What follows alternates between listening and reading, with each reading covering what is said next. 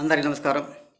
రాష్ట్ర ప్రజలకి, శ్రేయభిలాషులు ప్రతి ఒక్కళ్ళకి కొడాలి నాని గుడివాడ ఓడిపోయిన ఎమ్మెల్యే. మరి ఆయన కొడాలి నాని గారు వాళ్ళు ఏదో చెప్తుంటారు. ఇంకా కొడాలి నాని గారు మీ బతుకులకు ఇంకా ఇల్లు కట్టించాము ప్రజలకి అని అంటున్నారు. మరి అదే ఇంట్లో మీరు కాపురాలు పెట్టి కాపురాలు చేయించగలరా? మీరు చేయగలరా? మరి మీరు ఎంతో ఇల్లు కట్టించుకొని డాబాలు, బెడ్రూములు, బాత్రూములు కట్టించుకొని మీరు కాపురాలు పెట్టారు.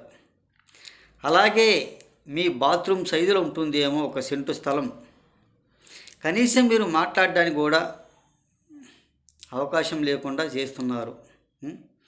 మరి బాత్రూమ్ సైజులో ఉండటానికి వాళ్ళు కాపురాలు ఎలా చేస్తారు? ఏ విధంగా చేస్తారు? ఒక సెంటు స్థలంలో బాత్రూమ్ సైజులో ఉంటుంది. ఆ సెంటు స్థలంలో ఎలా ఇల్లు సరిపోతుంది? ఏ విధంగా ఇల్లు సరిపోతుంది? ఎలా కాపురాలు చేస్తారు? ఒకసారి చెప్పండి. ఆ సెంటు స్థలం ఎవరికి దేనికి సరిపోతుంది? మీరు ఇల్లు కట్టించుకున్న దాంట్లో ఒక బాత్రూమ్ ఉంటుంది కదా, ఆ బాత్రూమ్ సైజులో ఇల్లు కట్టించుకొని ఎలా ఉంటారు? ఏ విధంగా ఉంటారు? మీ సవాళ్ళ మీద సవాళ్ళు మేము ఇల్లు కట్టించాము, మేము సెంటు స్థలం ఇచ్చాము, జనాలు బాగుపడ్డారు అని అంటారు. ఊరక సిగ్గుమాలిన పని, పనికి మాలిన పని తప్ప మీకు దేనికి పనికి వచ్చేవాళ్ళు మాత్రం కాదు. నీవు ఒకప్పుడు ఒక సవాల్ మీద సవాల్ విసిరావు. ఓడితే చంద్రబాబు గారి బూట్లో తొడుస్తాను అని సవాల్ విసిరావు. మరి నువ్వు ఎప్పుడు నిలబెట్టుకుంటావు చెప్పు? కనీసం ఆయన బూట్లు పాలిష్ చేయడానికన్నా పనికొస్తావా లేదా? ఆ నెరవేరుస్తావా లేదా? ఒక్క మాట చెప్పండి. లేనిపోని మాటలు మాట్లాడుకుంటూ ఒక పనికిమాలిన మాటలు మాట్లాడుకుంటాం తప్ప దేనికి పనికి వచ్చేవాడు మాత్రం కాదు. మేము ఏదో సెంటు స్థలం ఇచ్చాము, సెంటు స్థలంలో ఇల్లు కట్టుకున్నారు, బాగుపడ్డారంటారు. మీరు ఇచ్చిన స్థలాలు, మీరు ఇచ్చిన సెంటు స్థలాలు వాళ్ళు కట్టుకున్నాయి చాలా వరకు చూసాము. ఒక్కసారి ఆలోచించుకో. అదే సెంటు స్థలంలో మీరు ఇల్లు కట్టుకొని మీరు కాపురాలు చేయగలరా? మీరు ఎమ్మెల్యేలు. మళ్ళీ పేరుకు మాత్రం సెంటు స్థలం ఇచ్చాము, ఇల్లు కట్టుకున్నామంటారు. అది ఎంతవరకు సాబ్? ఒకసారి చెప్పండి. మీ బాత్రూమ్ సైజ్ అంత ఉంటుందో లేదో వాళ్ళ రూమ్లు కూడా సెంటు స్థలంలో.